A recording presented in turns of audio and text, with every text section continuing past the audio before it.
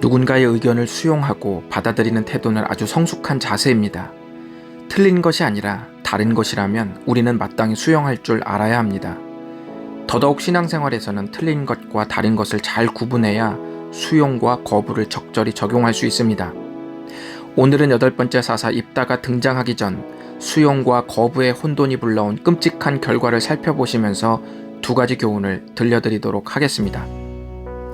첫 번째 교훈은 우리가 하나님을 따르지 않게 되는 결과는 그릇된 수용과 거부의 시간들이 모여서 나타난다는 사실입니다. 우리는 주변에서 한순간에 신앙이 무너지는 모습을 보곤 합니다. 그러나 잘 보시면 그 사람, 그 사건 하나 때문이 아니라 그 전에 그릇된 수용과 거부가 계속되어 왔기 때문일 경우가 더 많습니다. 여러분께 소개할 8번째 사사 입다가 등장하기 전 이스라엘은 수용과 거부를 거꾸로 적용했습니다. 수용해야 할 하나님은 도리어 거부하면서 죄악이 극에 달했고, 거부해야 할 우상은 도리어 적극적으로 대거 수용하기 시작했습니다. 어떤 학자는 당시 이스라엘이 섬기던 신이 12가지 이상이었을 것이라고도 말합니다. 이스라엘의 신앙이 완전히 무너지자 그들은 모압과 암몬 족속에게 18년 동안이나 고통을 당하게 되었습니다. 그런데 성경은 이스라엘의 변질을 3단계로 표현합니다.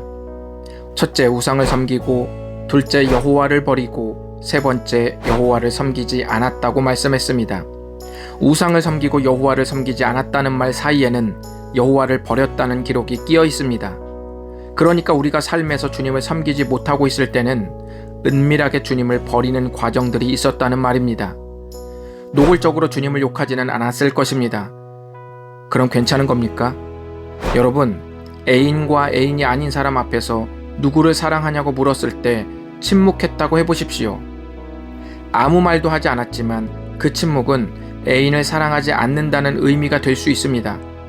여러분의 신앙적인 망설임, 침묵의 시간들은 결국 하나님을 따르지 않는 결과를 낳게 될 수 있으니 반드시 적극적인 불신이 없더라도 지속된 망설임과 침묵의 신앙이 없는지 점검해 봐야 할 것입니다.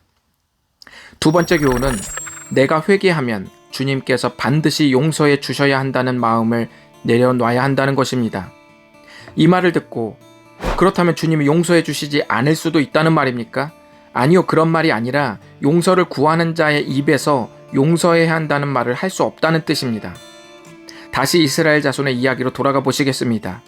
이스라엘의 고통이 극에 달하자 백성들은 다시 회개하기 시작했습니다. 하나님의 반응은 어떠셨을까요? 주님은 곧바로 용서하시기는커녕 너희가 그렇게도 적극적으로 수용한 신들의 도움을 받아보라고 쏘아붙이기도 하셨습니다. 성경은 주님께서 그들의 계속되는 회개에 몹시 근심하셨다고 기록되어 있습니다. 이 말은 하나님께서 한계에 다다라서 깊은 고뇌에 빠지셨다는 의미입니다.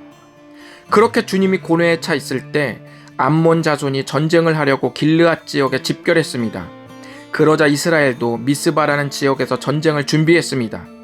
급한 김에 이스라엘 자손들이 집결하긴 했으나 가장 중요한 한 가지가 빠졌습니다. 그것은 그들을 이끌 사사가 아직 없다는 것이었습니다.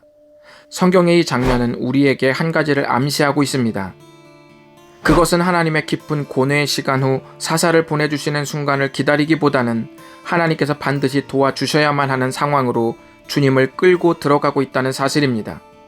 다음 편에서 나누겠지만 결국 그들의 영적인 어수선함 속에서 준비되지 못한 입다가 급히 등장합니다. 이런 삐그덕거리는 타이밍들은 그들이 마치 때를 정하고 하나님이 도와주셔야만 한다는 당위성을 강요하고 있는 은밀한 태도를 고발하고 있습니다. 우리는 하나님께서 이스라엘의 죄를 용서하는데 한계에 다다랐다는 표현을 보면서 하나님의 사랑이 식었다고 단정짓지 말아야 합니다. 사랑이 식었다면 고민하지도 않았을 것입니다. 하나님의 고뇌는 우리가 저지른 죄가 심각하다는 사실을 드러냅니다.